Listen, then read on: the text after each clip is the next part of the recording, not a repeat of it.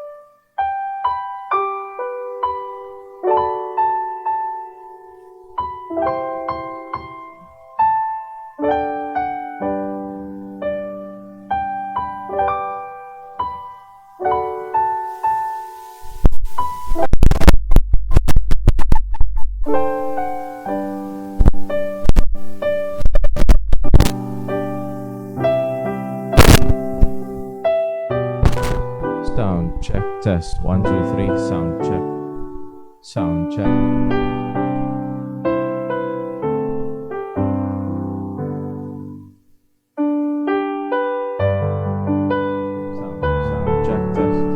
sound check test 1 2 3.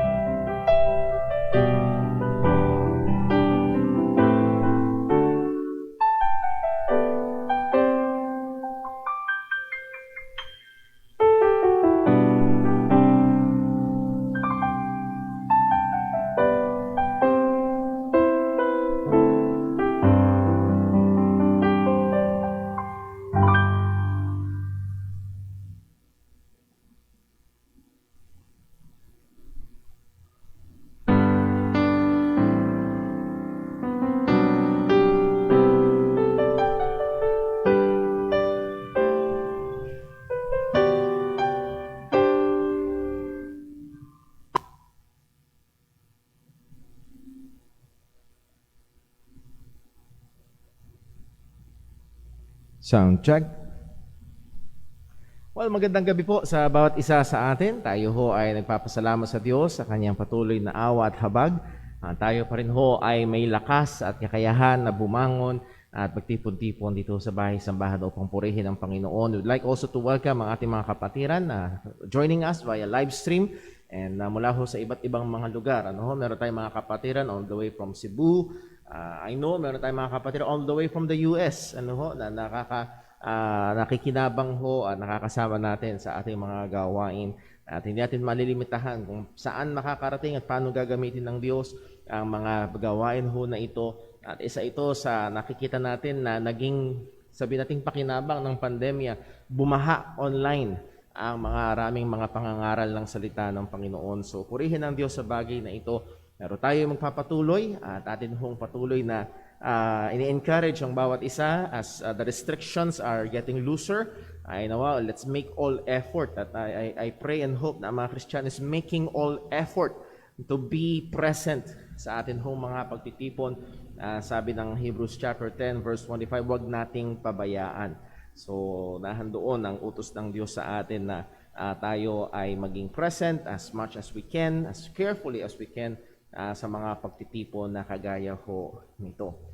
And bago ho tayo dumako sa atin hong panawagan o paghahanda sa pagsamba, ilan ho muna mga reminders and announcements.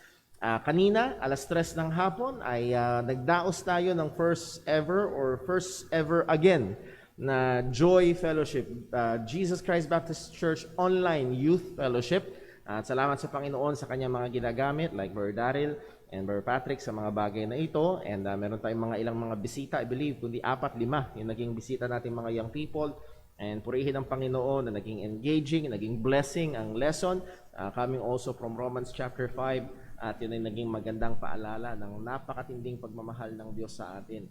At tayo ho ay patuloy na mag-pray para ho sa ating mga kabataan.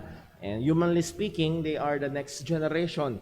At maganda na sila ay patuloy na lumalim, lumago sa mga katotohanan ng Panginoon. And I believe na enjoy din ng kahit paano yung game sa bandang huli.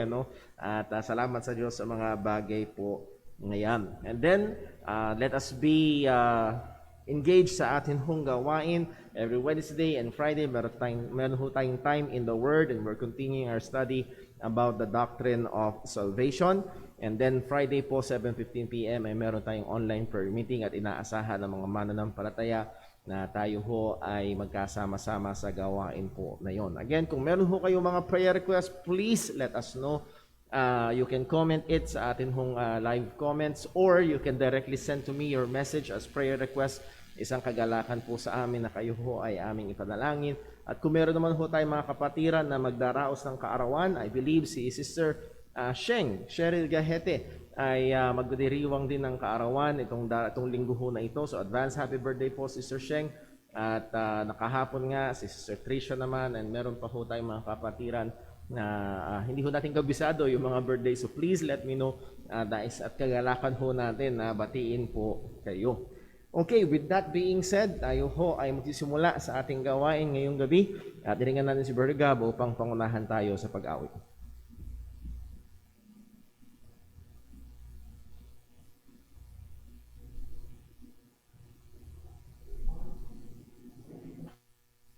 Now I belong to Jesus.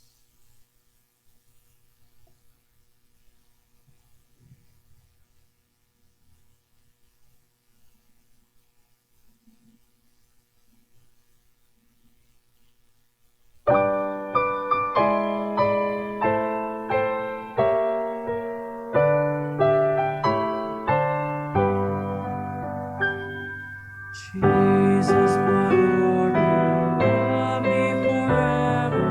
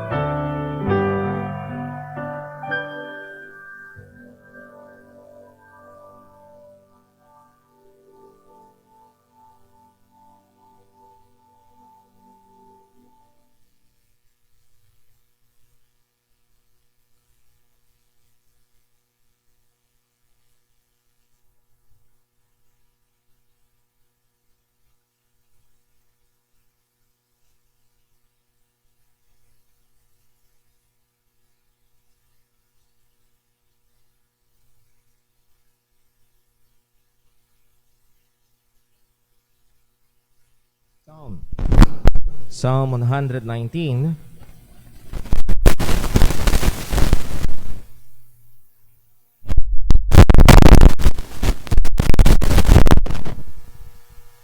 Sound check. Sound check. Sound check. Ayan. Asensya na ho, nagkakaroon ho ng problema yung ating mic. Psalm 119. Basahin ho natin verses 21.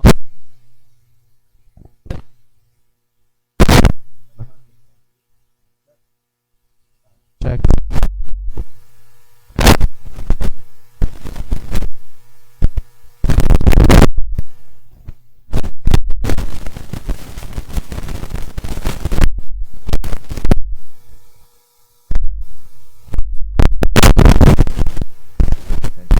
Sound check.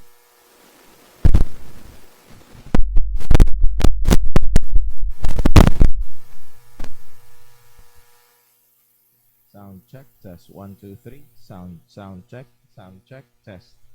Sound check. Sound check. Testing mic.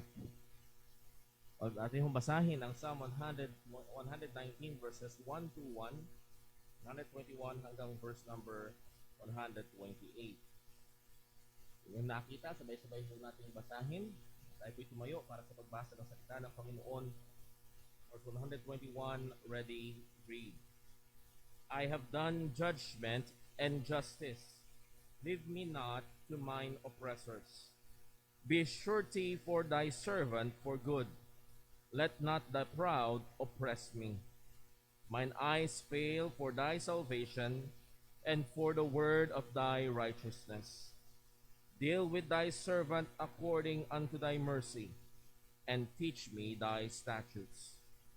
I am thy servant, give me understanding, that I may know thy testimonies. It is time for thee, O Lord, to work, for they have made void thy law. Therefore I love thy commandments above gold, yea, above fine gold. Therefore I esteem all thy precepts concerning all things to be right, and I hate every false way. Palayan po ninyo sa pagkabasa ng kanyang mga salita, tayo po ay manalangin. Ang naming Diyos, aming Ama sa langit, kami po ay lumalapit sa iyo, nagpapasalamat. Lupuri namin ang iyong dakilang pangalan. Namamangha kami sa dakilang biyaya na sa amin ay nagligtas. Namamangha kami sa napakadakilang pagmamahal.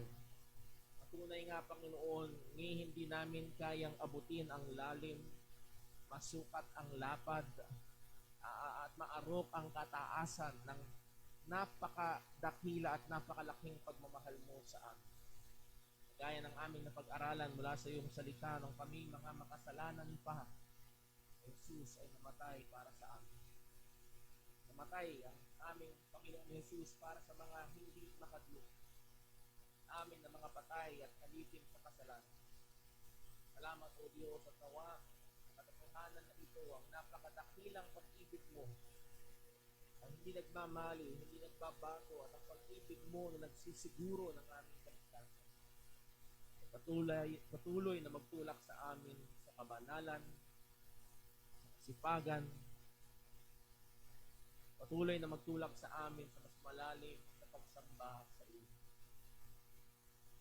Nawa o Diyos, ang iyong pagmamahal sa amin ay magtulak din sa amin sa pagkamuhi sa kasalanan.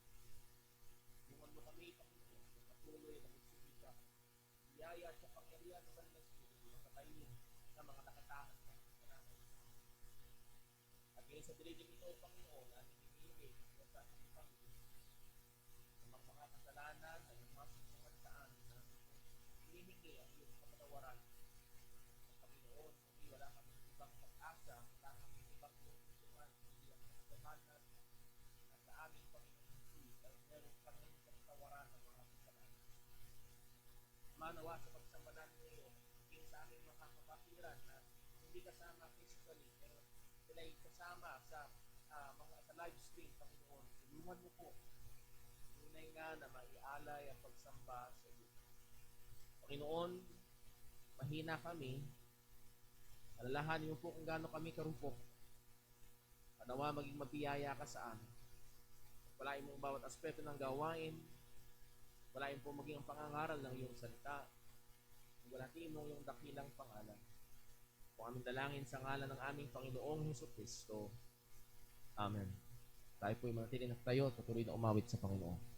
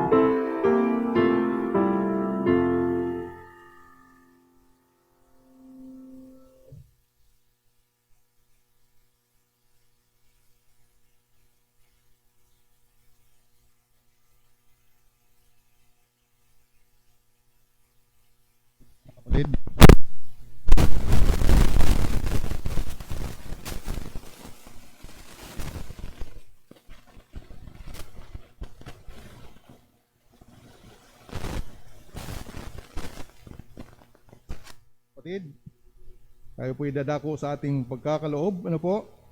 Buksan natin ang ating mga Biblia sa 2 Corinthians chapter 9 verse 6, 7, and 8. Ito po ang mga talata na basihan ng ating pong pagkakaloob sa Panginoon.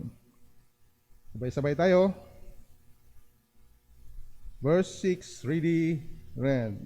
But this I say, he which soweth sparingly shall reap also sparingly, and he which soweth bountifully shall reap also bountifully.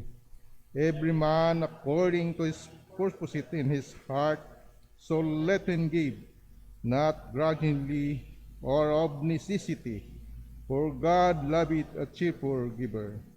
And God is able to make all grace abound toward you, that ye, always having all sufficiency in all things, may abound to every good work.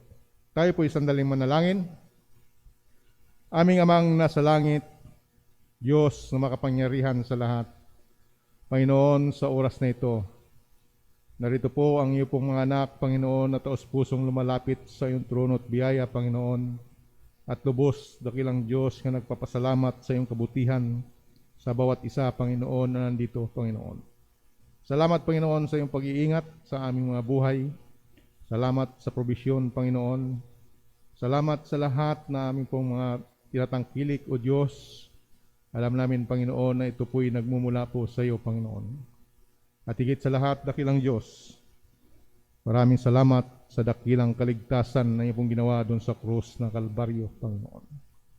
O Panginoon, napakatamis isipin, Panginoon, na kami, na ang kalagayan namin, Panginoon, sa kaaba-aba, Panginoon, o makasalanang tao, Panginoon, ay inibig mo kami, Panginoon. Ibinigay mo ang iyong bugtong na anak upang siya ang mamatay doon sa krus ng Kalbaryo at siya ang tutubos sa aming mga kasalanan, Panginoon. O Panginoon, maraming salamat po sa iyong dakilang pag-ibig na ito, Panginoon. Panginoon, sa aming pagpapatuloy, Panginoon, sa gawain na ito, Panginoon. Tulungan mo kami at gabayan, Panginoon, sa gabing ito, Panginoon. Nawa maitama namin ang aming mga puso, aming isipan, na ikaw, Panginoon, ay aming masamba sa espiritu at katotohanan, Panginoon. At ikaw, Panginoon, ay aming malalhati. Purihin, Panginoon, ang iyong dakilang pangalan, Panginoon. Ama, nilalapit namin ang aming mga sarili. Patawad po, Panginoon, sa mga pagkukulang, O Diyos. Ito may mga lihim, Panginoon. Uhayag, Panginoon. Alam namin dakilang Diyos sa iyo, Panginoon, na ikaw ang nakakabatid, Panginoon, sa aming po mga pagkukulang at aming po mga pagkakamali, Panginoon. Patawad po, Panginoon. At nawa dakilang Diyos, patuloy mo kaming gabayan, Panginoon, tulungan, Panginoon, sa aming pamumuhay, Panginoon. Ama, dadako kami sa aming pong pagkakaloob, Panginoon. Tulungan mo kami na nawa ay magkaroon ng tamang puso sa pagbibigay, Panginoon. At nawa dakilang Diyos, bigyan mo kami ng mga ngiti sa labi, Panginoon, habang ginaganap namin, Panginoon, ang gawain na ito, Panginoon. Tulungan mo kami, Panginoon. Nawa dakilang Diyos, kami ay makapagbibigay ng maluwag sa aming mga puso, Panginoon. Panginoon, nawa ang malilikom na pira, Panginoon, ay ito'y magamit sa pinakamainam na paraan, Panginoon, sa iyo pong iglesia, Panginoon, sa dakong ito, Panginoon. At Ama, sa aming pong pagpapatuloy sa aming gawain na ito, kami, Panginoon, ay makikinig, Panginoon, ng iyo pong salita mamaya, Panginoon. Hamunin mo kami, Panginoon, sa pamamagitan ng iyong salita, Panginoon. Tulungan mo kami nga higit makaunawa. Bigyan mo kami ng talino, Panginoon, karunungan. Ganon din po, Panginoon, ang lingkod, Panginoon, na magbibigay ng mensahe, Panginoon, sa amin, Panginoon, si Brother Paul. Tulungan mo siya, bigyan ng karunungan, O Diyos. At ganon din po, Panginoon, ingatan mo po. Ganon din po ang kanyang sambahayan, Panginoon. Kaya asawa, kaya anak, Panginoon. Tulungan mo po at gabayan, Panginoon. At ilayo mo po sa anumang mga karamdaman, O Diyos. Salamat po, Panginoon. Sa iyo po namin ipinagkakatiwala, O Diyos, ang oras na ito. Ikaw ang malayang kumilos sa aming kalagitnaan, Panginoon. At nawa, Panginoon, nabigyan ka namin ng pinakamataas na papuri. Pasasalamat, Panginoon, sa sandaling ito, Panginoon. Maraming salamat. Ito po aming samot dalangin sa pangalan ni Kristo Jesus. Amen. Amen.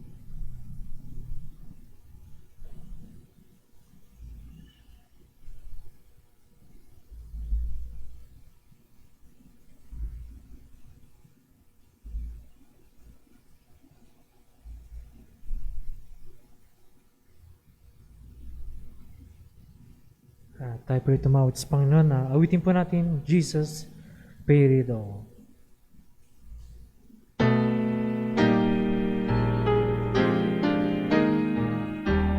I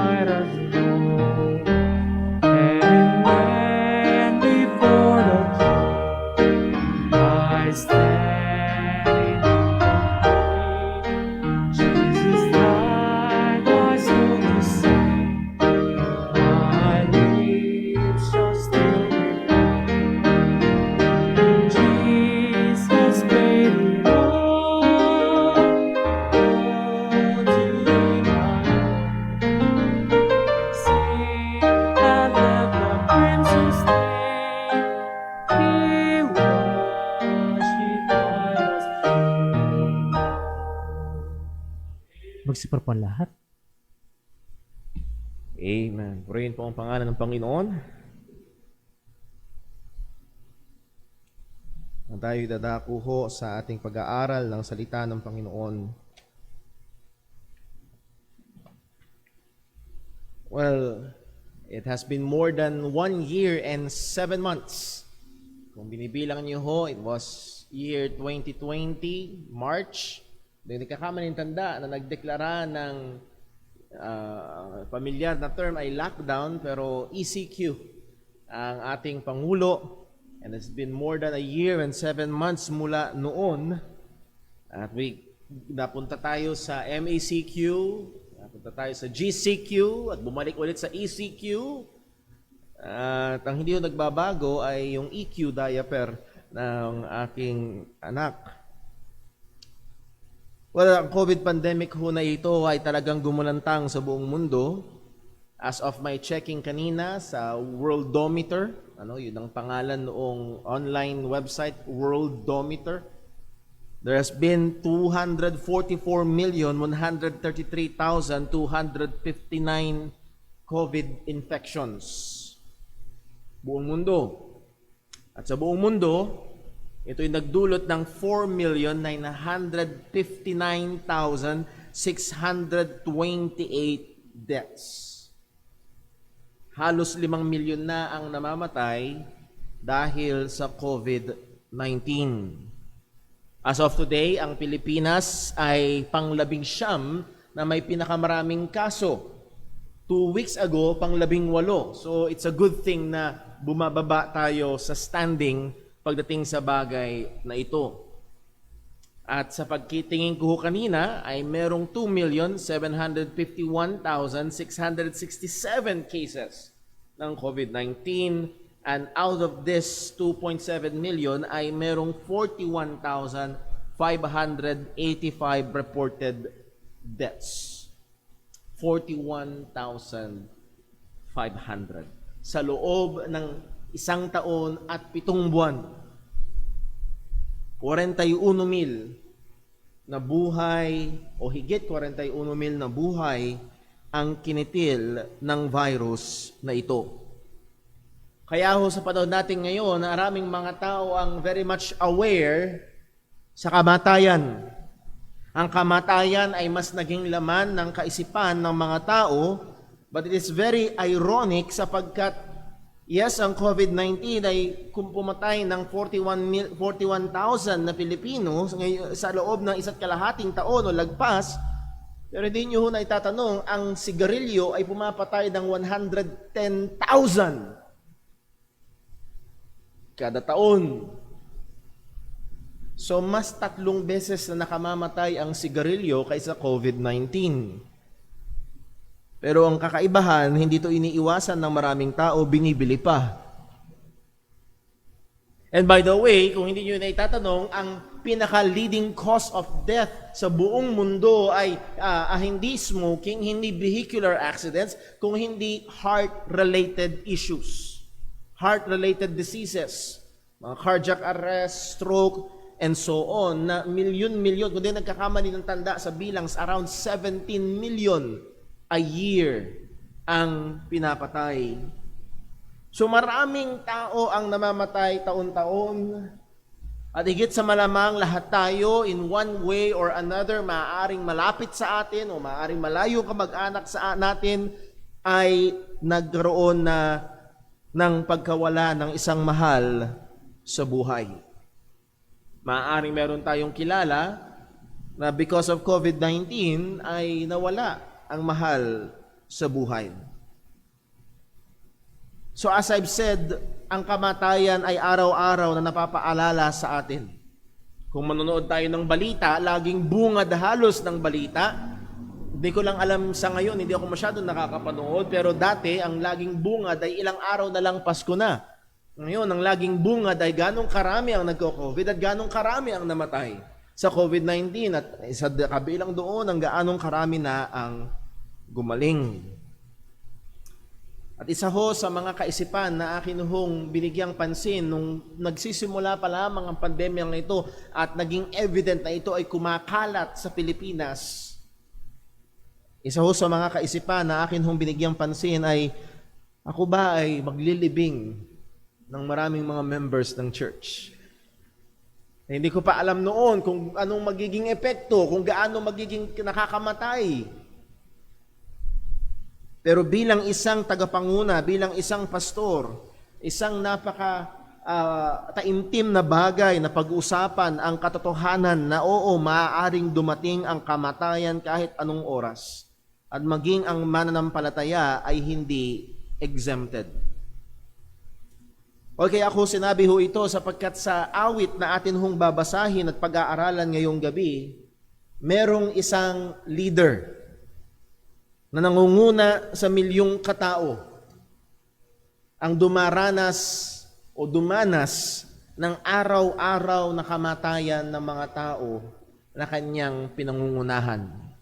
At habang pinagmamasdan niya ito, habang nakikita niya ang maraming mga kamatayan na ito sa paligid, maganda na tayo ho ay matuto kung ano ang kanyang sinaysay, mga katotohanan na kanyang sinabi sa inspirasyon ng banal na Espiritu. So ang atin hong pag-aaralan ngayong gabi ay wisdom or gaining wisdom in the face of death. So tayo po tumayong lahat at basahin po natin ang Psalm 90. Psalm 90. Hindi ho natin matatalakay ang buong awit na ito at atin hong babasahin hanggang sa pamilyar na talata sa verse 12. So verses 1 to 12. Psalm 90 verses 1 to 12, babasahin ko ho at pakisundan nyo sa inyong mga Biblia. Ito po ang sabi ng salita ng Diyos. Lord, Thou hast been our dwelling place in all generations. Before the mountains were brought forth, or ever Thou hadst formed the earth and the world, even from everlasting to everlasting, Thou art God. Thou turnest man to destruction, and sayest, Return, O children of men. For 1,000 years in thy sight are but as yesterday, when it is past, and as a watch in the night. Thou carriest them away as with a flood. They are asleep. In the morning they are like grass which groweth up. In the morning it flourisheth and groweth up, and in the evening it is cut down and withereth. For we are consumed by thy anger, and by thy wrath are we troubled. Thou hast set our iniquities before thee, our secret sins is in the light of thy countenance. For all our days are passed away in thy wrath. For we spend our years as a tale that is told. The days of our years are 70, and by reason of strength they be 80 years. Yet is their strength labor and sorrow, for they soon cut off, and we fly away. Who knoweth the power of thine anger? Even according to thy fear, so is thy wrath. So teach us to number our days, that we may apply our hearts unto wisdom. Pagpalain po ng Diyos ang pagkabasa ng kanyang mga salita. Manalangin po tayo. Panginoong Diyos, aming Ama, tunay, Ikaw ay Diyos na walang hanggan, walang simula at walang katapusan. At kumpara sa iyo, Panginoon, ang pinakamahabang buhay ng tao ay parang patak lamang. Kaming mga tao ay marupok, mahina, maiksi ang buhay, at dumaranas ng maraming mga kapighatian at dumarating sa kamatayan. Maging ang iyong mga mananampalataya, O Diyos, ay humaharap at haharap sa mga bagay na ganito. Tulungan mo nawa kami ng mga tuto ng mahalagang mga katotohanan mula sa iyong salita. Sapagkat tunay, maliwanag ang iyong salita, ikaw ay isang Diyos na napupuot sa kasalanan. At dahil sa kasalanan, pumasok ang kamatayan. Panginoon, luwalhatiin mo ang iyong pangalan. Turuan mo kami. Bigyan mo kami, Panginoon, ng patuloy na wisdom. Bigyan mo kami patuloy, Panginoon, ng pagkakumbaba ng kalooban na nagnanasa ng iyong katotohanan. Lahat ng ito, O Diyos, ay isa namin nihiling sa ngalan ng aming Panginoong Hesukristo. Amen. Maaari na pong magsiupo ang bawat isa. Ito ho ang ating pinakamensahe ngayong gabi. Every death and every trouble that we face in this life must remind us that God, our holy God, is angry with sin. And therefore, we must live our short lives with wisdom. Bawat kamatayan at bawat kapighatian na ating hinaharap sa buhay na ito ay kailangang magpaalala sa atin ng katotohanan na ang ating banal na Diyos ay namumuhi sa kasalanan, kung kaya tayo ay dapat mamuhay ng merong karunungan. So tingnan ho natin, at gusto kong ilagay sa konteksto ang awit na ito, at kung inyong nabigyang pansin, kung kayo ay naihawak ng English Bibles or even sa Tagalog, minsan nilalagay ito ay awitin ni Moises.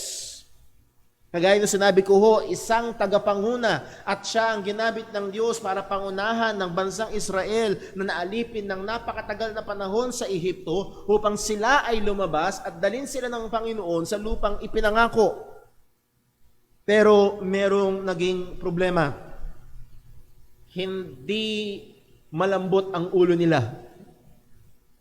Matigas. Paglabas na paglabas pa lang sa Ehipto at ang Diyos ay nagbibigay ng kanyang kautusan sa pamamagitan ni Moses doon sa Mount Sinai, ang mga tao habang naghihintay ay gumawa ng Diyos-Diyosan at sinamba ito.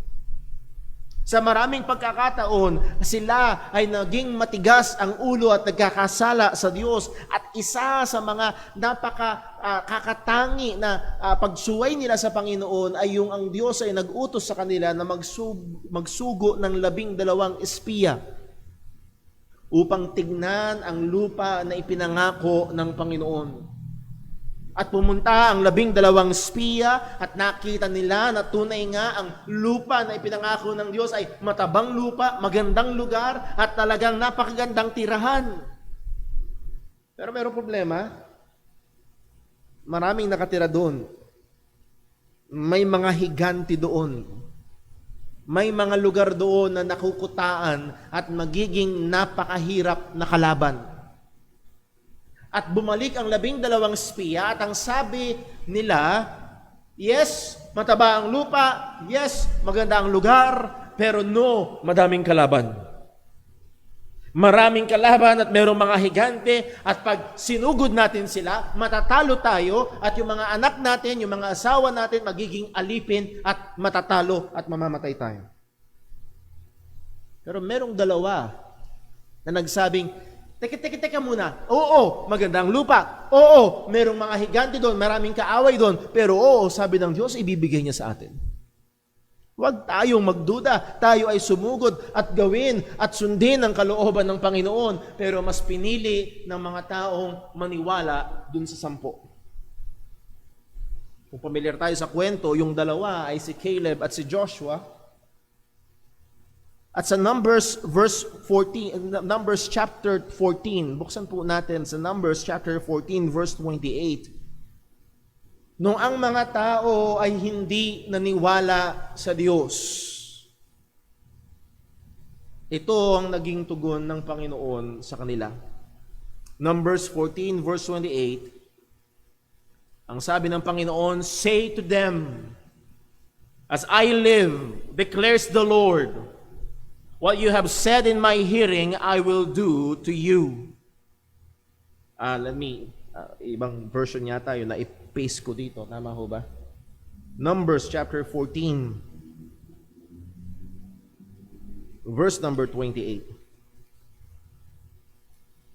Hanggang 33. Sabi, say unto them, as truly as I live, saith the Lord, as ye have spoken in mine ears, so will I do to you. Your carcasses shall fall in the wilderness, And all that were numbered of you according to your whole number, from 20 years old and upward, which have murmured against me, doubtless ye shall not come into the land concerning which I swear to make you dwell therein, save Caleb and the son of Jephunneh, and Joshua the son of Nun. Anong sabi ng Panginoon? Kagaya nung sinabi nyo. Anong yung sinabi nyo? Pag sinugod kayo, mamamatay kayo, sige, gagawin ko yun.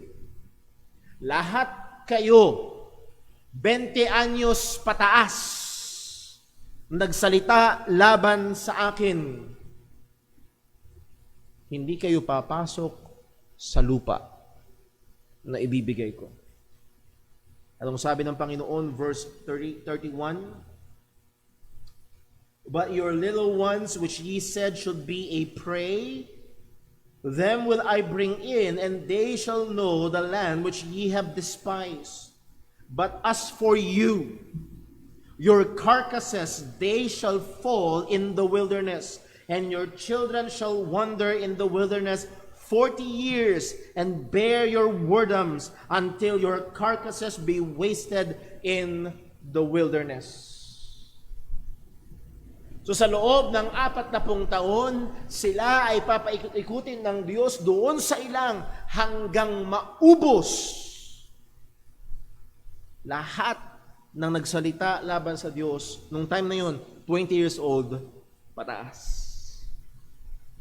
At sangayon ho sa estimate ng ilang mga scholars, there is around 1.2 million na 20 years old pataas.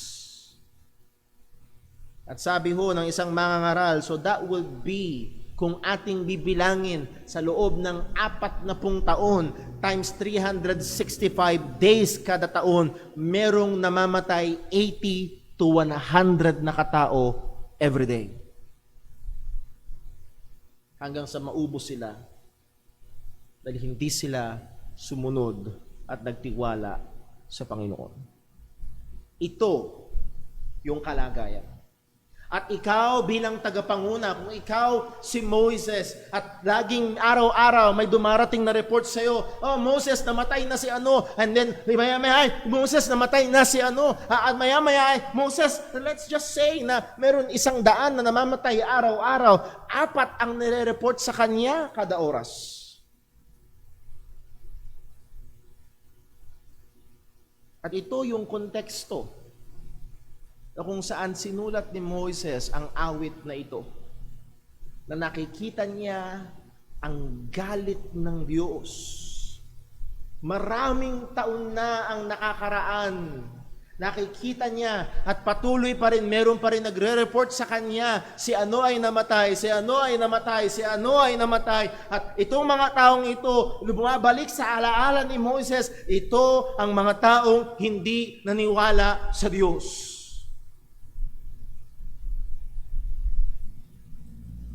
At sinakda niya ang awitin na ito, at maganda na tayo matuto ng mga mahalagang katotohanan, lalo na may kinalaman sa kamatayan. Tingnan ho natin ang 3 punto. Number 1, praising God for His eternality. Number 2, praising God's eternality. Number 2, perceiving man's frailty. And number 3, pleading for God's mercy. Pagpuri sa kawalang hangganan ng Panginoon, pagkilala sa karupukan ng tao, at paghingi ng kahabagan ng Diyos. So tingnan ho natin verses 1 and 2, praising God's eternality. Pag tinignan natin ang Panginoon, narito ang pagsasaysay ni Moises kung sino ba ang Diyos na kanyang kinikilala, na kanilang sinasamba, na ating pinaglilingkuran. Ang sabi niya sa verse 1, Lord, Thou hast been our dwelling place in all generations. Lord, Ikaw, aming Panginoon. Ikaw ang aming tuluyan. That word dwelling place meaning abode, home, a place of rest, Dito nagpapahinga, dito tumatahan, dito kumakain. Ito ang tahanan nila, ang Diyos ang tahanan nila. And not only that, ang tahanan ay nagsisilbing proteksyon. Ang Diyos ang kapahingahan, ang Diyos ang proteksyon. Sa loob ng 40 taon na sila ay nagpapaikot-ikot sa ilang, ang tanging proteksyon at kapahingahan nila ay nanggagaling sa Panginoon. Hindi lamang sa ilang, kung hindi ang sabi ni Moises, all generations. Higit sa malamang sa kaisipan ni Moses ay sinusubukan niyang alalahanin ang lahat ng henerasyon mula pa kay Abraham kung paanong ang Diyos ang kapahingahan, ang probisyon at proteksyon ni Abraham, ni Isaac, ni Jacob, at nung pumasok sila doon sa Ehipto, 430 taon. Sa loob ng mga unang taon, maaganda ang pakikitungo sa kanila, pero sa loob ng napakadaming taon, sila ay inalipin at inalipusta at ginawan ng masasama. Pero sa lahat ng iyon, ang Diyos pa rin ang kanilang tuluyan, ang kanilang kapahingahan at proteksyon. God has faithfully sustained His people. Sa maraming pagkakataon, maraming nagsusubok gumapi sa Israel. Maraming nagsusubok umubos sa mga pinili ng Panginoon dito sa mga Hudyo na ito. Pero ang Diyos ang nagtatanggol. Ang Diyos ang nag-iingat sa kanila sapagkat ang Diyos ay tapat na Panginoon at gagampanan niya o gagawin niya ang kanyang ipinangako. So God is their dwelling place. And then sa verse number 2, ang sabi ni Moises, before the mountains were brought forth, or ever thou hast formed the earth, and the world, even from everlasting to everlasting, thou art God. Now, Moses goes beyond the history of Israel. Sa nagsimula ang Israel, kay Abraham, and all the generation of Israel ay ang dwelling place ng Panginoon. Pero God goes beyond that, goes way back beyond that. Higit at higit pa na mas matagal ang Panginoon. Hindi lamang sa kanilang eksperyensya at sa mga nasaksihan nila patungkol sa Diyos at sa mga kabutihan at katapatan ng Panginoon. Hindi nagsimula si Moises kay Abraham, hindi lamang siya nagsimula kay Adan, hindi siya nagsimula sa Genesis 1:1, nagsimula si Moses mula sa magpasawalang hanggan. Ang sabi niya, bago pa itatag ang mga before the mountains were brought forth, bago lumabas ang mga bundok, pag ang mga scientifico ay pumunta sa mga bundok at naghukay-hukay sila at humawak sila ng bato, ang batong ito ay millions of years old. Paano nila nasabi? At ang punto ho ay ito, ang mga bundok ay sumisimbolo ng stability at hindi yung isang bundok doon, hindi bukas makikita mo na nandun na, hindi ganun. Ang bundok na nandun yun. Ito ay sumisimbolo ng katatagan at ng katagalan. At ang sabi ni Moses, bago pa ang mga bundok na ito, bago mo palalangin ang mundo, bago mo palalangin ang lahat ng naririto, ang sabi ng salita ng Panginoon, even from everlasting to everlasting, behold, thou art God. Ang Diyos na ating sinasamba ay isang Diyos na walang hanggan sa magkabilang dulo. Wala siyang simula at wala siyang katapusan. Kaya nga ho, pag tinanong ang mananampalataya, well, saan galing ang lahat ng bagay? Galing sa Diyos. Well, saan galing ang Diyos? At ang sagot ng Kristiyano ay walang pinanggalingan ang Diyos. Because God, by definition, is everlasting. He is eternal. At ito ay talamak sa salita ng Panginoon, paulit-ulit, our eternal God. Kaninang umaga, napag-aralan natin ng Banal na Espiritu, eternal Spirit. So ang Diyos ay eternal. Ang Diyos ay hindi nasasakop ng oras. Ang Diyos ay wala sa ilalim ng oras. Siya ang Diyos ng oras. Meron tayong kaunting kaisipan dito sa verse 4, sa Psalm 90 verse 4, ang sabi, for 1,000 years in thy sight are but as yesterday when it is past, and as a watch in the night, a watch in the night. Ito 1,000 taon, pag doon lumipas, parang kahapon lang sa Panginoon. Minsan ho, nag-uusap kami ni Sister John, hindi pa naman kami ganung katandaan, pero nag-uusapan namin, dati nung bata pa, wala pang cellphone, wala pang mga video games, naranasan maglaro sa parang, magparapad ng saranggola, maglaro ng luksong tinik, kumuha ng ng makahiya, subukan mong pitasin yung dahon ng makahiya na hindi tumitiklop. At sigurado ako, mas maraming karanasan yung iba dito na mas matanggal na ang edad. So ang sabi ng salita ng Panginoon, kaya ko nasabi pag binabalikan, parang ang tagal na. Pero sabi ng salita ng Diyos, pagdating sa Panginoon, yung 1,000 taon, parang kahapon lang. Para lang itong watch in the night. At itong watch na ito ay equivalent sa 4 na oras. Sa tao ay napakatagal. Pagdating sa Panginoon, ito'y sandali lamang. Now, hindi ito tumatawag sa atin para kumuha ng mga calculator at i-compute ito 4 hours, 1,000 years. So no, ang punto lang dito, hindi natin masusukat ang Diyos kung paano natin sinusukat ang oras. Hindi natin ito mailalapat sa Diyos. Hindi siya nasa ilalim ng oras, siya ay nasa ibabaw ng oras, hindi siya nagpapasakop sa oras. Yes, gumagawa siya sa oras. As we have studied kaninang umaga, in the fullness of time, God sent His Son, made of a woman, made under the law. So God, ang Diyos ay kumikilos sa oras, pero wala siya sa ilalim ng oras. Siya ang Diyos ng oras, siya ang may lalang ng oras. So tayo'y mamangha sa katotohanan na ito. Walang katulad ang Diyos pagdating sa bagay na ito. Ang lahat ng mga bagay ay merong pasimula. Kahit ang mga anghel ay may pasimula. Lahat ng bagay ay may pasimula. At ang Diyos ay walang pasimula. Nakikita natin ang kadakilaan ng Diyos sa kanyang katangian na ito. Kung paanong siya ay, as we have said, He is really holy and that is He is really set apart. Nabubukod tangi siya at independent siya sa lahat ng kanyang mga nilikha. Hindi niya kailangan. Again, minsan may kaisipan na parang ang Diyos ay napakalungkot at kailangan niya ng kausap kaya nilalang niya ang tao. Again, that is a false view patungkol sa Diyos. Siya ay perpekto, kontento at masaya sa kanyang sarili at hindi siya kulang at wala siyang anumang pangangailangan.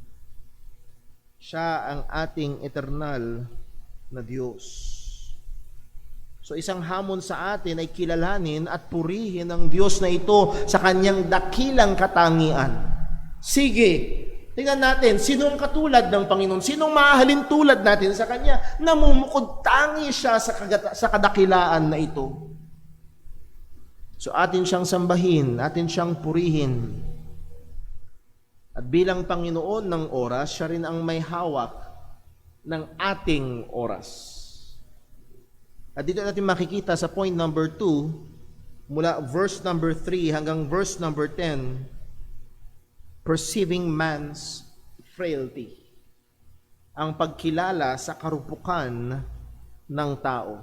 So sinimulan ni Moses sa paghahayag ng kadakilaan at pagiging eternal ng Diyos, and in contrast to God who is eternal, ang tao na maiksi, mahina, at marupok.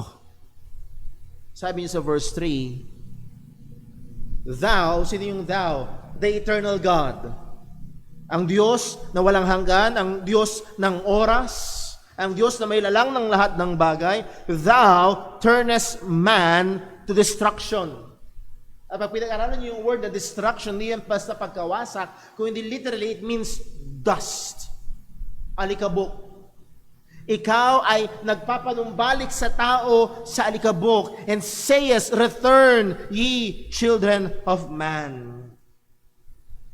Maliwanag na sinasabi ng salita ng Diyos dito na ang tao, ang buhay ng tao, ang oras ng tao ay nasa kamay ng Diyos.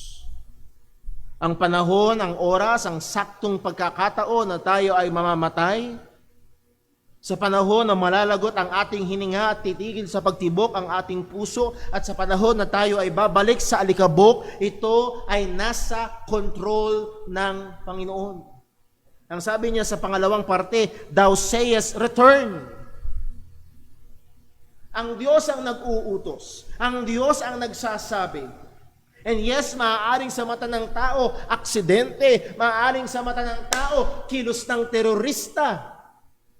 Makailan lamang ay nakikinig ba ako o nanonood nung September, last month, nag 20 years anniversary ang 9/11 2001.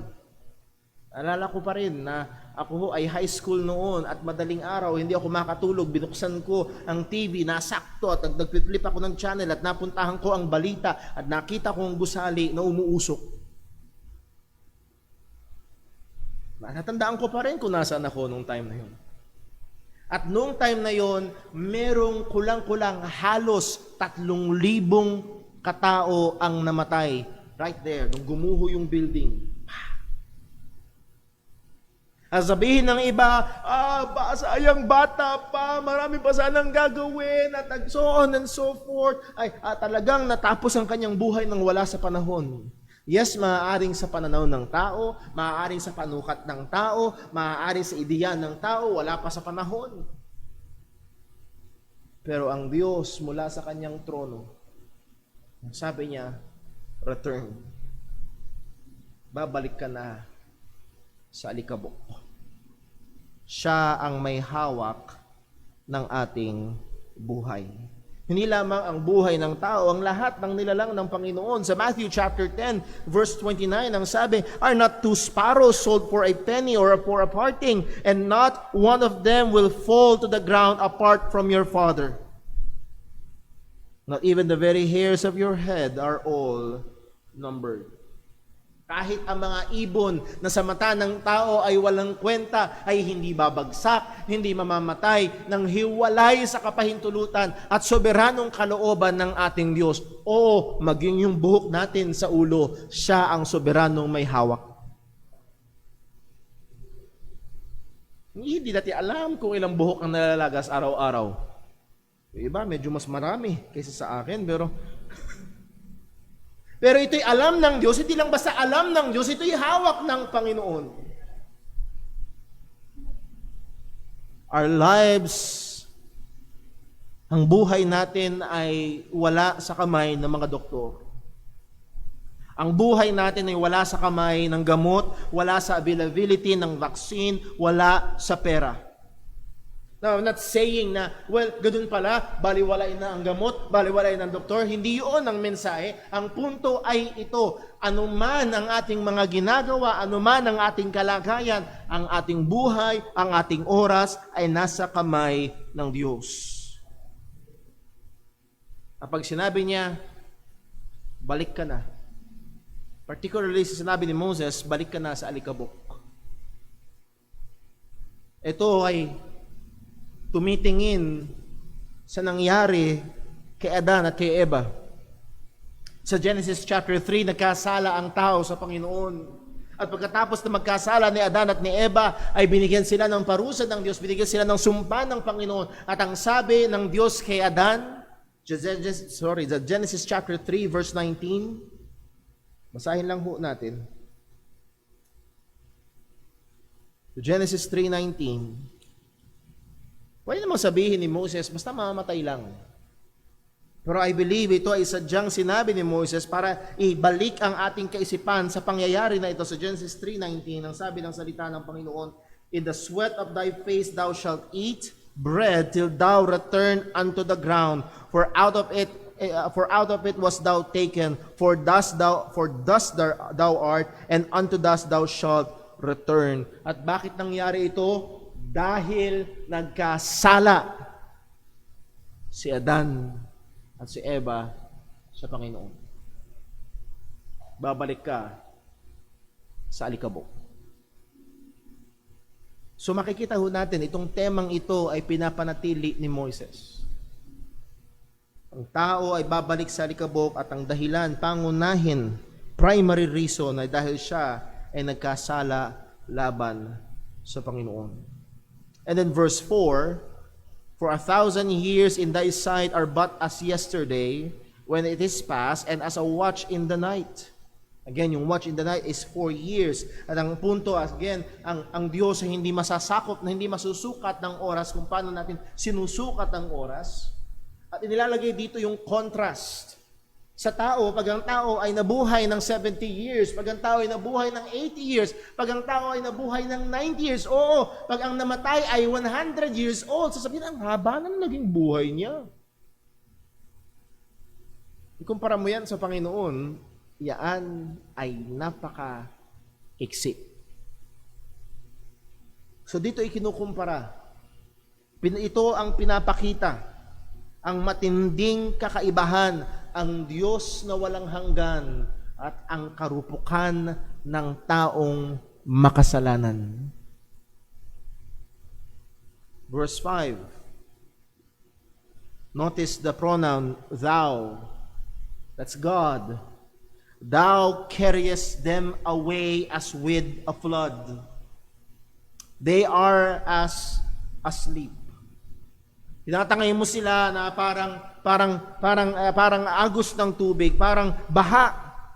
Again, merong mga commentators ng Biblia na nagsasabing higit sa malamang si Moises dito ay nag-aalud siya sa nangyaring baha nung panahon ni Noah na pinatay ng Diyos sa pamamagitan ng tubig ang lahat ng tao liban sa 8. At ang sabi dito, they are as asleep. Actually, pag tinignan nyo sa ibang translation, itong asleep dito ay parang panaginip. Nasubukan nyo nung managinip? Si Brother Paul ay merong kakaibang katangian. Kahit bayaran nyo ako ng 1,000,000, hindi ko maikukwento sa inyo yung panaginip ko kagabi.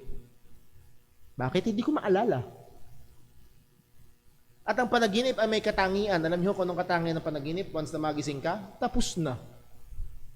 Gano'n mang kasarap at gano'n mang kasama, pag nagising ka, tapos na. Alaan na. Ang sabi ng salita ng Diyos, itong mga taong ito, parang panaginip minsan. Wala na. Daglian. Mabilisan. Kanina lang. Ang sabi, kinumpara ni Moises ang mga tao at ito'y pamilyar na pagkukumpara ng tao. In the morning, verse number 5, in the morning they are like grass which groweth up. In the morning it flourisheth and groweth up. Para silang damo sa umagan, pag nadiligan ng hamog, sila'y umuusbong, lumalaki at lumalago. Pero pagdating sa gabi, it is cut down and withereth. Itong damo na napakalago ay nadiligan pa at parang namamayani at napakalakas. Pagdating sa gabi, tatagpasin. Pwedeng igagatong, pwedeng ipapakain sa baka o sa kabayo. Meron po tayong kasama dito sa IC, tuwing umaga, naggagapas ng damo. Maya-maya pinapakain na sa kabayo. Gagapasin, sila'y tuputulin at matutuyot. Gaano man kalakas, gaano man kakapangyarihan, gaano man kaimpluwensya, gaano man kaganda, gaano man kalusog sa mata ng tao, pwedeng bukas o pwedeng mamayang gabi, wala ka na. Pag tinawag ng Panginoon, pag binalik na ng Panginoon o pinabalik na ng Panginoon sa alikabok. At lahat ng mga salitang ito ay nagtuturo ng isang katotohanan, ang tao ay marupok. Isa-isa man o maramihan, biglaan man o maaaring inaasahan na, ang tao ay maaaring dagliang mamatay. Gaano man nga siya kalakas at gaano man kasariwa, parang damo, darating na siya ay dagliang matutuyo. There is no one that is exempted. Gaano man gawin ang pabatak ng mukha, pamukhang bata, pero ang totoo ay tumatanda. Maaaring walang karamdaman, pero pwedeng maaksidente. Sa napakadaming paraan, pwedeng dumating ang kamatayan at ito ay hawak ng Panginoon. Verse 7, for we are consumed by thine anger, and by thy wrath we are troubled.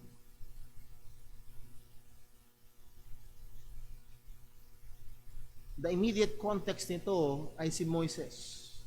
At kagaya nung nabasa natin sa Numbers chapter 14, ang Diyos ay may galit sapagkat sila ay hindi sumunod sa Panginoon, sapagkat sila ay hindi nanampalataya sa Panginoon, sapagkat sila ay nagkasala sa Panginoon. Ang Diyos ay sumampa sa kanyang galit. Lahat kayo na 20 years old pataas, hindi papasok, at sa loob ng 40 taon sisiguraduhin kung ubos kayong lahat.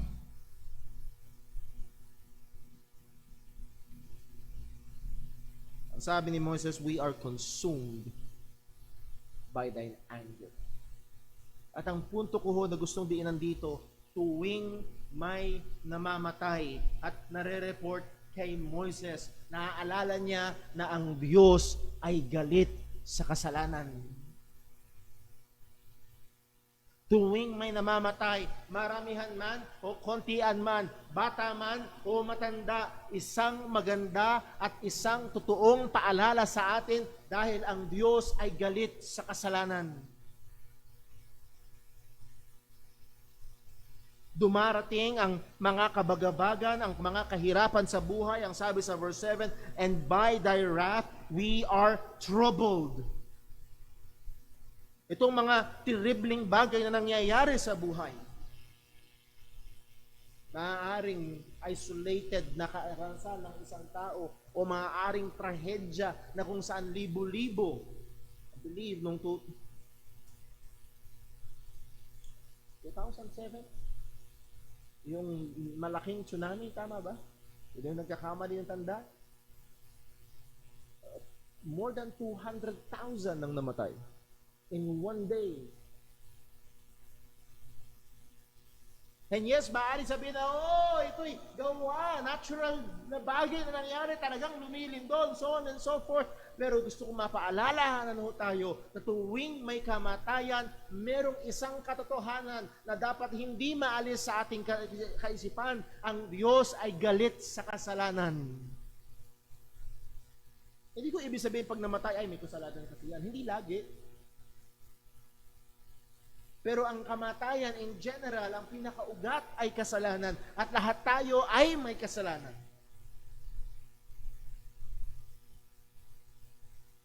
Pag may maaari ko kasing masanay na lang tayo. Well, parte ng buhay.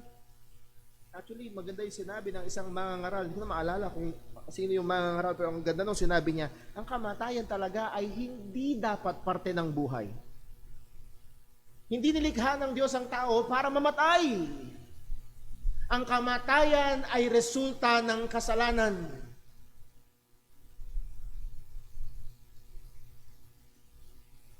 At narito, ang sabi ni Moises, dumarating ang kamatayan, na dumarating ang mga minsan talagang napakalulusog pa at maaaring hindi inaasahang mamamatay, and then kinabukasan hindi na nagising. Sabi ni Moises, we are consumed by thy anger. Ang sabi ng Romans chapter 5 verse 12, we know the verse. Romans chapter 5 verse 12. Therefore, just as sin came, or Romans chapter 5 verse 12, sorry po. For by one man sin came into the world, wherefore as by one man sin entered into the world, and death by sin, and so death passed upon all men, for all have sinned. Pumasok ang kamatayan sa pamamagitan ng kasalanan, at lahat ay nakakaranas ng kamatayan sapagkat ang lahat ay nagkasala. Walang exempted dito. At malinaw ang salita ng Diyos, ang Diyos ay napupuot laban sa kasalanan. So every time na tayo ay makakasaksi ng kamatayan, marami man o kaunti, biglaan man o inaasahan, every time na dumadaan tayo sa mga kapigatian, kahirapan, let us be reminded ng isang katotohanan na ang Diyos ay namumuhi sa kasalanan. O mga kapatid, mga kaibigan, ang kasalanan ay hindi isang bagay na pwede at dapat tawanan. Ang kasalanan ay hindi magaan. Ang kasalanan ay hindi joke. Ang kasalanan ay isang bagay na hindi dapat pinaglalaruan sapagkat ang Diyos ay galit sa kasalanan at ang kasalanan ay nakamamatay. Sad to say, may mga magulang na tila baga baliwala ang kasalanan sa buhay ng kanilang mga anak. Sad to say na mayroong mga tao na tila baga naglalaro ng kasalanan. I believe kahapon, kundi kahapon ka makalawa, ay meron akong pinost sa isang group sa social media. Nang sabi ni Steve Lawson, ang maganda sa langit ay hindi ang gintong lantay na daanan. Ang maganda sa langit ay hindi actually yung makikita mo ang mga mahal mo sa buhay. Ang pinakamaganda sa langit ay walang hanggan na makikita mo si Kristo at sasambahin at pupurihin siya. At sana may mga nag-like at may mga nagsabi ng amen, pero merong kakaibang comment dun sa pinost ko ngayon. Ang sabi ng isang lalaki nag-comment, anong special? Titignan mo si Jesus, walang hanggan? Maganda ba yun? Siguro sa ilang oras, okay lang, pero pagkatapos nang gugustuhin ko nang pumunta sa impyerno. At dahil sa impyerno, may kasalanan. Hindi niya nalalaman ang kanyang sinasabi. Yung ideya na ang masasama ay nag-e-enjoy sa impyerno. No. Ang masasama ay nagdurusa sa impyerno. Walang enjoyment. Dahil ang Diyos ay galit sa kasalanan.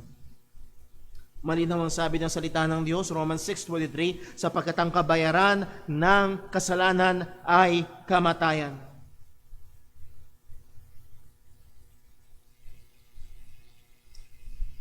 Wala tayong pinag-iba dito sa mga tao na kung saan nakikita ni Moises na araw-araw may namamatay at nare-remind siya, ito ay dahil sa kasalanan.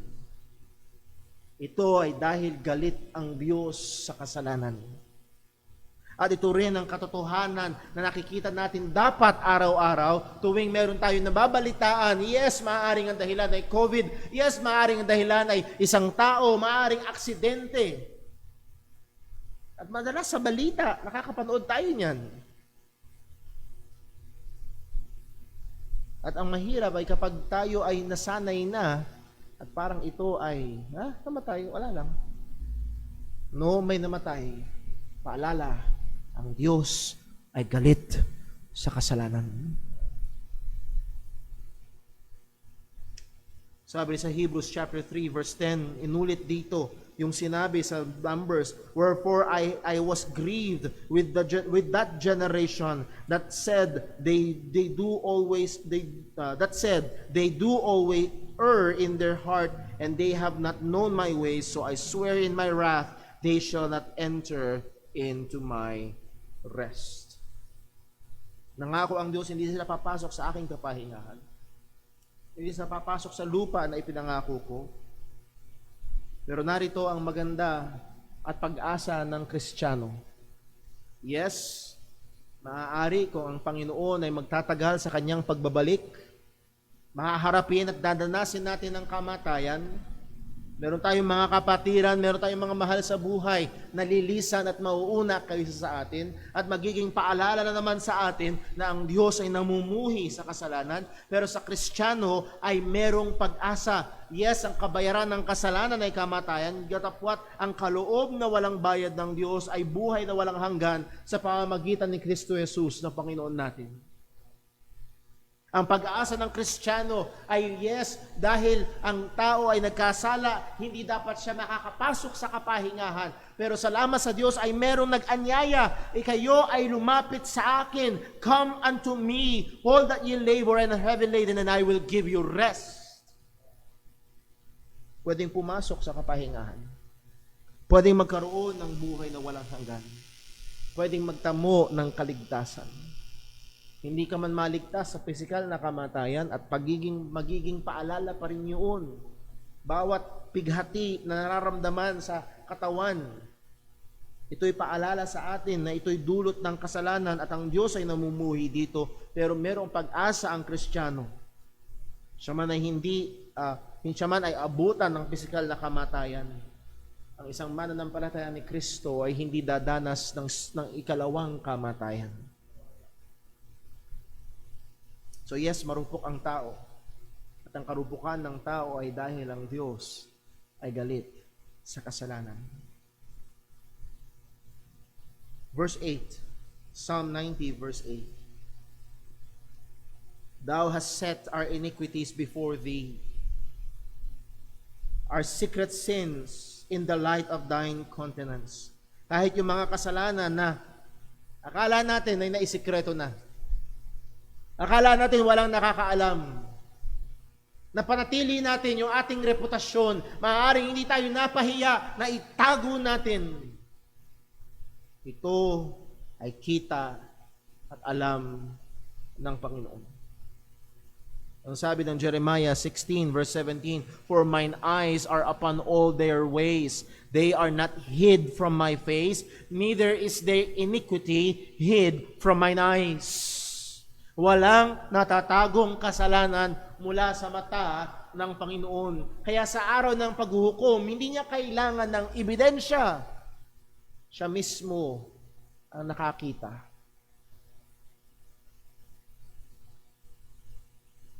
So verse 9 ang sabi, Psalm 90 verse 9,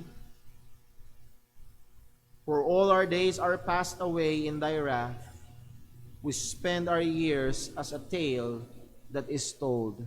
Sa ESV ang pagkakasalin, For all our days are passed away under your wrath, and we bring our years to end like a sigh. Ang buong panahon, ang buong araw, ang buong buhay, itong mga taong ito na hindi na nampalataya sa Panginoon, ay ang naghihintay sa kanila ay kamatayan, at yung buong buhay na yon ay dadanas sila ng kapighatian dahil sa puot ng Diyos. Maliwanag ho ang Biblia sa Romans chapter 1 verse 18 na ang kapuot ng Diyos ay nahayag mula sa langit, for the wrath of God is revealed from heaven against all unrighteousness ng mga tao who hold the truth in unrighteousness. Here is the honest view of life. Lahat ng mga kabagabagan, lahat ng mga kahirapan, at oo, ang kamatayan na kinakaharap at kinakatakutan, we are living under the wrath of God. Ang sabi ni Job sa Job 14 verse 1, Man who is born of a woman is few of days and full of trouble. Maiksi ang oras, puno ng kabagabagan. Bakit? Again, reminder, ang Diyos ay namumuhi at napupuot sa kasalanan. Yes, tayong mga mananampalataya, sabi ng salita ng Diyos ay wala na sa ilalim ng hatol. Sabi ng salita ng Diyos ay wala na tayo sa puot ng Panginoon, pero habang tayo ay nasa laman na ito at andun pa rin ang epekto ng kasalanan, ay nadadanas pa rin natin at nakikita pa rin natin na ang Diyos ay galit sa kasalanan. At ito'y paalala sa atin na dapat tayo ay magsipag sa paghabol sa kabanalan.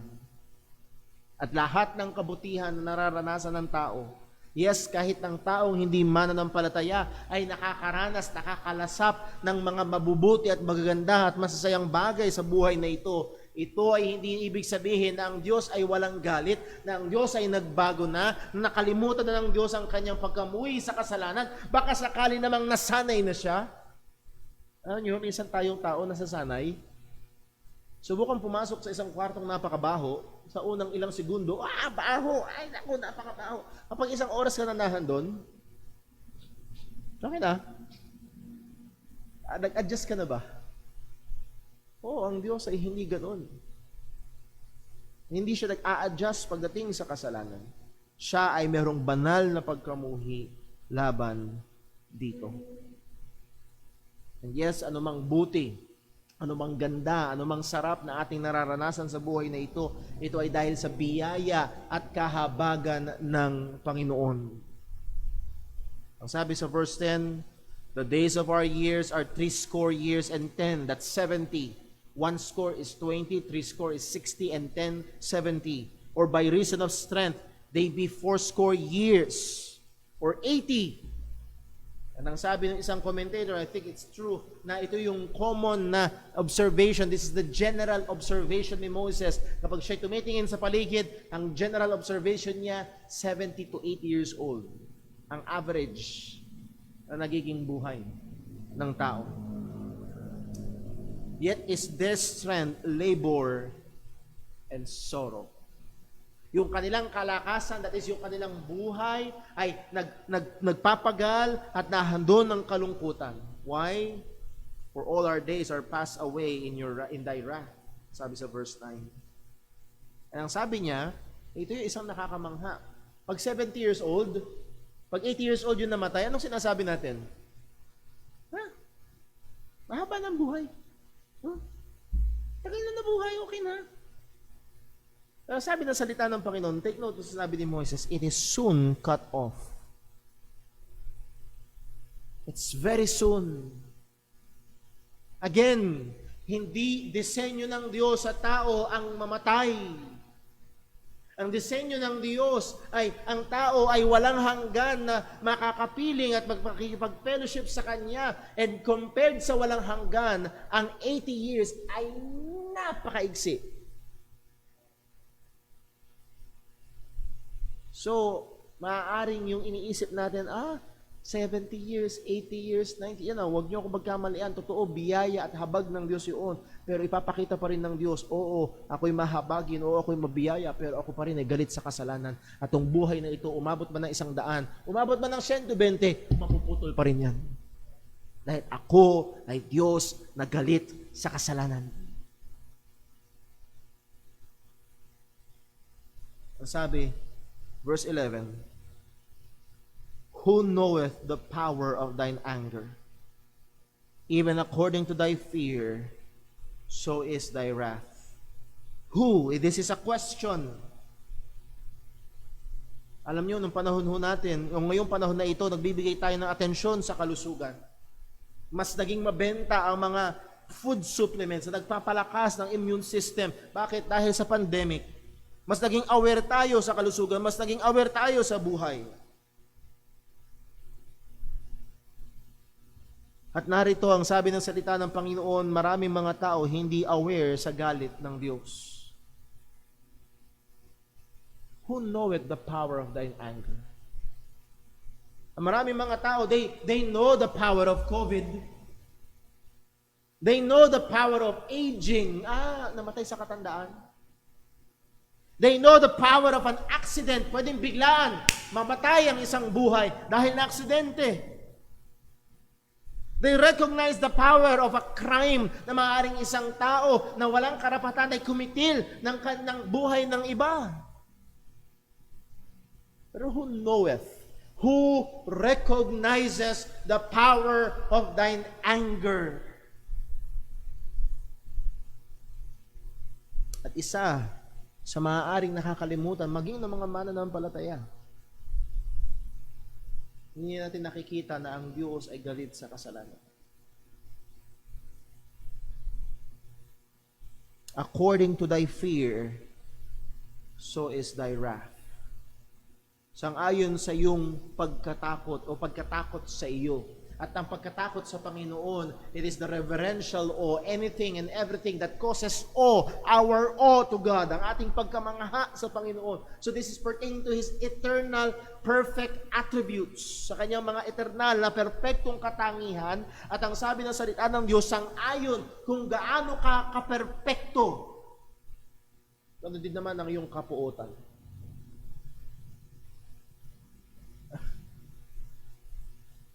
Brother Paul, sa sinasabi mo, parang galit na galit yata si Lord. Yes!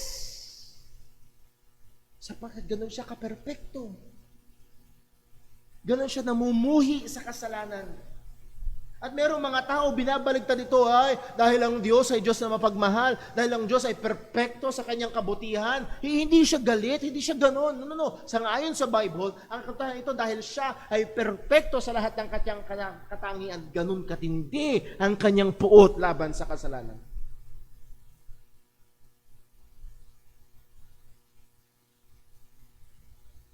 Hindi natin matatakasan ng mga realidad na ito. Yes, ang Diyos ay dakila at sa kanyang kadakilaan ay meron siyang dakilang galit sa kasalanan at sa makasalanan. Therefore, na-experience natin ang maraming mga kabagabagan sa buhay na ito at pinapaalalahanan tayo at nakikita natin kung gaano karupok ang tao dahil ang Diyos ay namumuhi sa kasalanan. Ano ang ating gagawin? Nakita natin na ang Diyos ay na-eternal at kailangang purihin at sambahin at kilalanin sa kanyang kawalang hangganan. At kumpara sa Diyos na eternal, ang tao ay marupok. Ang buhay ay napakaiksi, maiksi na nga, punong-puno pa ng kabagabagan at nagsusumigaw ang katotohanan, ang Diyos ay galit sa kasalanan. Ano ang kailangan natin gawin? Third point, at dito tayo matatapos sa verse 12, pleading for God's mercy. Actually, pwede nyo ituloy hanggang sa mga susunod na verse, pero dito lang tayo matatapos. So, because you are the eternal God, at ikaw ang Diyos na galit sa kasalanan, at ang tao ay marupok, mahina, mabilis lamang mawawala, at nahandoon ang iyong galit. So teach us to number our days. Hindi mahaba. Maiksi. At kung iniisip mo ikaw mabubuhay ng 80 years, hindi yun mahaba. Maiksi. At yung pinakamahabang buhay na iniisip mong posible sa iyo, hindi yun mahaba. Maiksi pa rin yun. At ipapaalala pa rin sa iyo ng Diyos na siya'y namumuhi sa kasalanan. Darating pa rin ang kamatayan. So anong gagawin natin? Ang sabi ng salita ng Panginoon, ang sabi ni Moises, habang siya ay nakatingin at nakikita niya, yes, ang mga taong ito na hindi nanampalataya sa Panginoon, sumuway sa Panginoon, ay hindi papasok at aabutan sila ng kamatayan dito sa ilang, ano ang kailangang gawin. So teach us to number our days. Humihingi ng pagtuturo, humihingi ng karunungan, humihingi ng wisdom mula sa Panginoon. Ano ang hinihingi na ito? Turuan mo kaming bilangin ang aming mga araw. Hindi ito bilangin kung ilan pa ang natitira, sapagkat wala tayong alam kung ilan pa ang natitira. Ang mas tamang pagkaunawa dito ay hindi bilangin kung ilan pa ang natitira, kung hindi make everyday count. Meron ka lang maiksing panahon. Bakit? Dahil ang Diyos ay galit pa rin sa kasalanan. Maiksi lang ang buhay, maraming kabagabagan, make it count. Huwag sayangin, huwag ubusin sa mga bagay na walang katuturan. Nabanggit ko ho kaninang umaga, kinawit natin yung I Am Resolved, si Jonathan Edwards bilang isang 17-year-old na kabataan ay nagsulat ng kanyang resolution at ang number 5 na resolution ni Jonathan Edwards ay ito, never lose one moment of time. Sounds familiar. Never lose one moment of time, but seize the time to use it in the most profitable way I possibly can. Maiksi lang ang oras. Magsilang ang buhay dahil ang Diyos ay galit sa kasalanan. So kung ano ang pinagkatiwala sa atin ng Panginoon sa maiksing kapanahunan, make it count. Hindi natin dapat sayangin ng oras. Hindi natin dapat patayin ng oras. Kundi dapat ating gamitin ang oras na ipinagkatiwala at naging available sa atin sa pinakamainam na magagawa natin. Pagkat hindi natin alam, itong maiksing oras na ito, baka mas maiksi kaysa sa iba. Hindi ito para mamuhay ng, bukas, takot na takot ka, baka mamamatay na ako bukas, dito lang ako sa bahay. No? Actually, ito ay nagtutulak sa atin to make it count. Live life na merong magagawa, merong mangyayari. At hindi ito may magagawa at mangyayari para sa sarili, hindi para tumanyag, hindi para yumaman, hindi para sumaya, kundi para maluwalhati ang Panginoon. At ang sabi, to teach us to number our days, that we may apply our hearts unto wisdom. Literally, ang ibig sabihin that we may get a wise or a heart of wisdom. That we may have a wise heart. Matalino, marunong na puso upang magkaroon kami ng karunungan. Pinapakita rito na ang mga nagsasayang ng oras at pumapatay ng oras ay hindi marunong kung hindi mangmang. We should make the most of time. Ano ang wisdom na matututunan natin patungkol sa kamatayan? Una, ang kamatayan na nagtuturo sa atin na ang Diyos ay galit sa kasalanan. Pangalawa, ang kamatayan na nagsasabi sa atin, hindi natin alam kung gaano katagal ang meron tayo. Pangatlo, ang kamatayan ay nagtutulak sa atin, meron ka lang maiksing oras, gamitin mo ng wasto. Anong wasto? Paano gagamitin ito? Ang sabi ng Ecclesiastes chapter 12 verse 13, at dito tayo magtatapos. Ang sabi ni Haring Solomon, Ecclesiastes 12 verse 13, let us hear the conclusion of the whole matter. Fear God and keep His commandments, for this is the whole duty of man. Matakot ka sa Diyos at sundin mo ang kanyang mga utos. Kung ikaw ay nagugulumihanan, Brother Paul, ang daming utos ng Diyos, alin doon? Well, ibuod natin sa dalawa. Mahalin mo ang Diyos ng buong puso, buong isip, buong kaluluwa at buong lakas, at mahalin mo ang kapwa mo gaya ng pagmamahal mo sa sarili mo. Sundin natin ang kautusan ng Panginoon na tayo ay humayo at gawing disipulo niya ang maraming mga nasyon. Sundin natin ang kautusan ng Panginoon na tayo ay magpakabanal sa ating buhay. Sundin natin ang kautusan ng Panginoon na tayo, anuman ang ating ginagawa, kumakain ka man o umiinom, even the mundane things of everyday life, do it all for the glory of God. Mabilis lang ang buhay. At sana ho, wag isipin ng, halimbawa, isang nanay na Kristiyano, ay, hindi ko kayang mabuhay para kay Lord, sapagkat minsan ang ideya nila ng mabubuhay para kay Lord ay yung mga misyonaryong sumusuong sa anggubatan at dinadala ang ebanghelyo ni Kristo. And yes, salamat sa Diyos at ginagawa nila yung panawagan ng Panginoon sa kanila. Pero ang isang nanay na Kristiyano ay pwedeng maglinis ng bahay, maglaba ng labada, magplansya ng mga damit at paglingkuran ng kanyang pamilya na nagbibigay luwalhati sa Panginoon. Yung maiksing buhay, saan ka man nilagay ng Diyos, ay pwedeng at dapat gamitin sa Panginoon. Anong tinuturo sa atin ng kamatayan? Ang Diyos ay walang hanggan, ang tao ay may karupukan, at huwag natin dapat sayangin ang oras at tayo ay mamuhay para sa kaluwalhatian ng Diyos. Mabilis lang ho ang buhay. Maraming kabagabagan.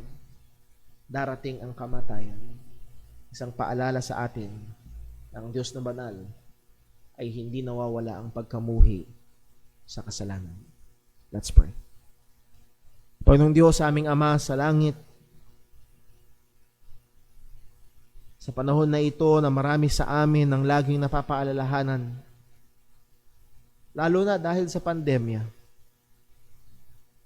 kahit anong oras, kahit kami ay mananampalataya, ay pwedeng dumating ang kamatayan.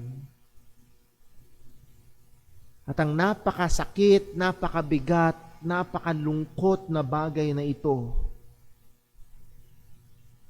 ay nagsusumigaw ng katotohanan na ikaw ay banal at namumuhi ka sa kasalanan. Lord, ilagay mo sa aming puso ang pagkamuhi din sa kasalanan. Tulungan mo kami. Ang mundong ito ay nagbababad, ang mundong ito ay nag-e-enjoy, ang mundong ito ay pinopromote ang kasalanan. Tulungan mo kami bilang yung mga mananampalataya na mamuhi sa kasalanan. Lord, una sa lahat, hindi sa kasalanan ng iba, kundi sa kasalanang nasa amin pa. O, bigyan mo kami ng sipag, ng tiyaga, ng pagpupursige, na patayin ang mga kasalanang nakatahan pa sa amin. O, tulungan mo kami, Panginoon. At sa sandali na yung pinagkatiwala sa amin, at alam namin na darating ang araw na kami tatawagin mo at babalik kami sa alikabok. At Panginoon, isang malaking kagalakan at kakaibahan na meron ng Kristiyano. Kami ay merong kapatawaran sa kasalanan. At kami ay may kapahingahan at pagpamatay namin ay papasok kami sa perpektong kapahingahan kay Kristo. Ito lamang ang pag-asa na meron kami. At habang kami namumuhay dito, tulungan mo kami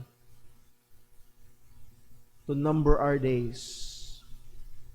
Walang masayang na araw. Walang masayang na oras. At magamit at magawa ang lahat ng ito, nagbibigay kaluwalhatian sa iyo. Lord, paalala mo sa amin lagi na ikaw ay Diyos na banal at may pagkamuhi sa kasalanan. Lahat ay dalangin namin sa ngalan ng aming Panginoong Hesus. Amen. Tayo po yung lahat. Tayo po umawit sa Panginoon.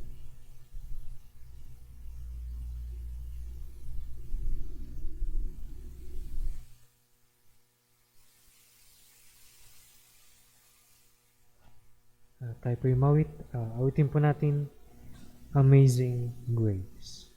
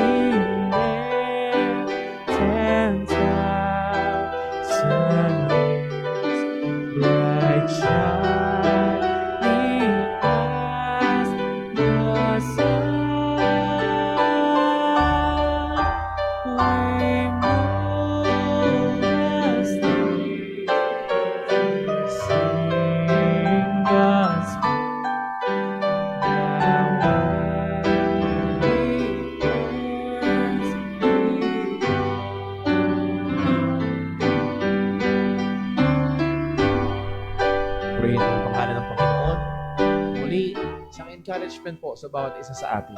Balikan natin ang mga salita ng Diyos na ating pinag-aralan mula pa kayo ng umaga at ngayong gabi. Nagbulay-bulayan, nawa patuloy tayong turuan ng Panginoon mula sa kanyang mga katotohanan. At ngayon mga kapatid, tayo haharap sa isang buong linggo, maraming mga hamon, at yes, magiging mapapaalalahanan tayo ang Diyos na banal ay may galit sa kasalanan. At tayo patuloy na maglingkod sa Kanya at ito man ang ating gagawin natin para sa Kanyang kapurihan. Tayo nawa ay maghiwa-hiwalay na kasama ang pagmamahal ng Diyos Ama, ang biyaya ng ating Panginoong Hesukristo at ang presensya ng Banal na Espiritu. Ingatan tayo, gamitin at pagpalain ng Panginoon. God bless po. Magandang gabi. You are dismissed.